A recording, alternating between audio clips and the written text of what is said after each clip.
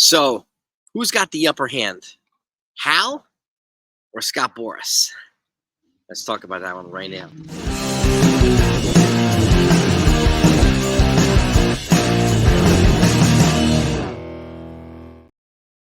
Hey, gang, hope you're doing well. So, this man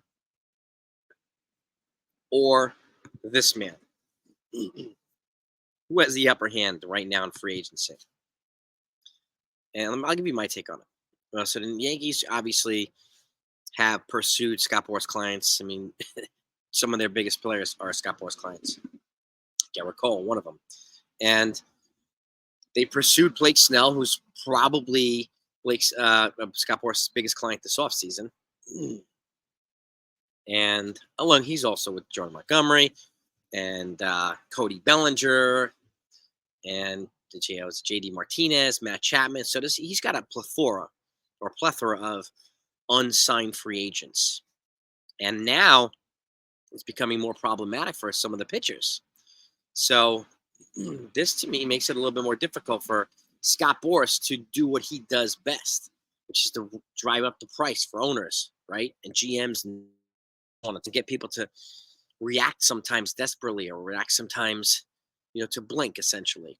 And it looks like he's waiting for some injuries to happen during spring training. I mean, you've got Kodai Senga now, who's hurt for the Mets. You've got the number 4 pitcher from the Giants, who got hurt with an elbow issue. So those guys could have extended absences. Maybe that creates an opportunity for a guy like Snell. We don't know. We just don't know. But as it pertains to the Yankees, they already made Snell an offer. It was rejected flat out, right, by Scott Boras and Blake Snell. They countered with a huge counter. And we're hearing now that a second offer was made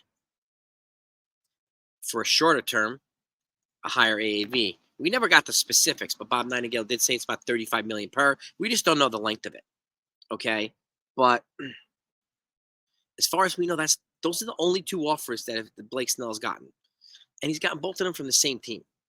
So, and then Klaus Steinbrenner said yesterday they're still looking to make improvements. Okay, Brian Cashman said pencils are not down, so they're still looking to make additions. And Hal said, Cashman, come with me additions with suggestions. I'm going to consider all of them because they want to get better. They made it clear they're still looking to add another pitcher. So it still remains to be seen who that's going to be. But in terms of this situation, I think Hal has the upper hand over Scott Boras, which is an unusual situation or an unfamiliar territory for Scott Boras. He generally has the upper hand. And I think he knows this, that Hal has the upper hand. And he doesn't like this because, it makes it more difficult for him to drive up the price on a lot of owners and friends. Now he can do it, if Hal decides to not cooperate, which he's not doing, which is good for him. He can cry collusion all he wants, which he's done before, saying none of the owners want to deal with me. You're not living in reality with some of your clients and the asking prices, so it's not their fault. It's not the owner's fault. It's your fault. Why would you go to a store that charges twice the amount for the product when you can go to the store next door and pay the regular price, right, for the same product? So, and this is the way of thinking about it too. But at the end of the day, I think Hal has the upper hand here on Scott Boras, and which is good. Really, really important. So, but this still, we're hearing a lot of chatter with some folks saying Blake Snell to the Yankees is imminent and blah blah blah. This can happen and blah blah blah. But it's not being corroborated by anybody. Okay, so you take that with a grain of salt. Now, could he come back to the Yankees? Yeah, maybe, but there isn't a chance in the world. I would increase the offer and negotiate bid against us. So why in the world would he do that? Especially being over the cone threshold when you'd have to pay more than 100% tax. So it doesn't make any sense at all. But it's a fluid situation. Scott Boras has a lot of players unsigned. At some point, he's going to have to say, we got to get these guys signed, right? What if he gets fired by a couple of his clients? Okay? For waiting out the market. Now, there's a difference, and I've said this before, between the pitchers and the offensive players. The pitchers, if I'm Brian Cashman and Hal, I'm going to say, look, here's an offer for Snell. Here's an offer for Montgomery. These are pitchers Okay, we're interested in them, but we need to get a pitcher in camp. We need to get them ramped up. We can't have them weeks behind the rest of the team. Okay, pitchers have a different ramp up period than offensive players do. And with that said, here are my offers. This is a one-time thing, okay? You've had your chance to negotiate already. You flat out rejected us. So here are my offers. Take them to your clients. You have 24 hours to decide yes or no. Otherwise, I'm pulling the offers and they're not coming back. Period. Put him on the spot, please. Okay? Excuse me. I'm getting overclamped. Clear my throat because I'm so passionate about this. So that's what I would do at this point right now. You have the upper hand, keep the upper hand, right? There's no reason to give him the upper hand when you don't need to. So, and again, these guys are unsigned. You know, it's going to be counterproductive for them to keep holding out. Okay, the last time something like this happened, I think it was Dallas Keuchel. And he signed, I might have been May or June after the qualifying offer deadline. And he passed that deadline. But again, I don't think he was the same after that. So unfortunately, I'm afraid the same thing can happen to Snell or Montgomery. And again, Montgomery has a different situation as Snell. They're both going to cost anywhere between 20 and 30 million a year, probably. So low end Montgomery, high end Snell, because he's a two-time Cy Young Award winner. And the difference between the two is Montgomery is not attached to a qualifying offer. You don't have to forfeit your second round and your fifth round pick to sign him, and $1 million in international free agent money to sign him. Okay, it's a different situation. But now, you know, we're hearing that the Red Sox are just waiting for the asking price to come down so they can strike hard for Jordan Montgomery, which is why I would present the situation like now. You have a legitimate offer in your hands right now for your man. Okay, take it or leave it, please. I would give him a deadline. Okay, let me know what your thoughts are. I mean, make sure that you're subscribed to this channel, by the way. If you're not subscribed to this channel, I want to make sure that you can join in on these discussions. We'll talk about things like this because this is important stuff. It's not only the news, the contracts and blah, blah, blah, the rumors. It's stuff like this that gives us a better understanding of why teams behave the way they do, why agents behave the way they do, why GMs behave the way they do, why players, right? So it's just, it's all into this one big chess game. And they're playing chess right now. So, and if you do subscribe, hit the notification button too. That way, you know when I go live streams, you can join in on that, or you'll be at the front of the line when news comes in. You get both. So, and I thank you so much for it. I really do. It means the world. And love to welcome you to the 161 family. Now, the last thing I wanted to bring up is this. I had a couple of beat writers been asking recently, especially on X and some other avenues as well. Will Juan Soto make more than Aaron Judge with his next contract? Fair question. Okay, Aaron Judge is the homegrown player. He's a franchise player. He's the captain.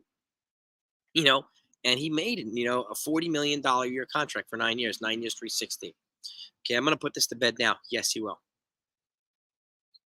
I don't think that, and to me, it is not even a question. Okay, it's not a dumb question. It's a fair question. So, because Judge is a superstar, but Juan Soto is a superstar too. He's also will be signing this deal 5 years younger than when Judge signed it. So, even if, and I'm going to say this again, I don't think he's going to sign for anything less than $600 million. Okay, contracts have gotten crazy over the last decade or so. For the Shohei Ohtani $700 million deal set a whole new threshold for contracts. So, and I say this again, I'm not saying Juan Soto is going to get $700 million, but Scott Boras, who's also his agent, has an argument now to ask for it because Ohtani got it, because Juan Soto's 5 years younger, because he's a generational player, because he has the highest on-base percentage in baseball. There's so many reasons. He's going to have a 1,000-page binder to prepare his argument. Take it to the court of public opinion. And more often than not, he's going to win this case. Especially if Juan Soto has a good year this year, especially if the Yankees somehow win the World Series, he is going to get paid. So, And Hal knows this. Hal knows this very well. And they wouldn't have traded all those guys to the Padres if they didn't fully intend on extending him. Okay. And again, he knows this is going to cost an absolute fortune. But again, just like Shohei Ohtani in LA, the ROI on Juan Soto here is going to be just as lucrative. And again, Aaron Judge too. He's a grown man. They asked him this question: would it bother you if Juan Soto? He just wants to win. He knows Juan Soto is the best piece to have here to help them win. Okay, and Hal echoed those sentiments. And the fact is, Aaron Judge is either top 1 or top 2 jersey sales in baseball. So even after his salary, he is not hurting for money, okay, at all. So, and he's a mature guy. He's a captain of the team. He's a leader, and he's showing it in these press conferences now. He's showing a more vocal side to him, right, and a more aggressive leadership style. So, and I love that, and I respect that. So, and it brings comfort to a lot of us fans, including myself, to know that he's not going to have a problem with it. Hal's not going to have a problem with it. Hal is also communicated that Judge's not going to have a problem with it. I think everybody knows, okay? And if I'm wrong, correct me in the comments, that Juan Soto is going to make more money per season than Aaron Judge. Okay? But again, it's a fair question. It's not a dumb question. People have every right to ask it. So, but this is your modern-day Ted Williams, your modern-day Barry Bonds right here in the Bronx now. He's not in Queens. He's not in Seattle. He's in the Bronx with the Yankees. And this is their opportunity to be in the driver's seat and be at the front of the line when he becomes a free agent. And I think we can all agree he will become a free agent. Okay?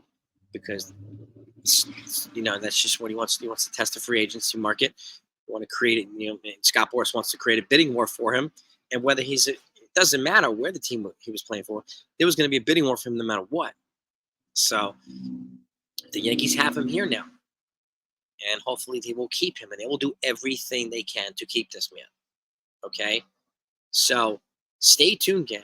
Okay, there's a couple of moves that happened there this morning. I put out shorts on it. Make sure you take a look at those, and I'll keep you updated on everything else too. So I thank you so much for your support. Have a great day. Talk to you next time.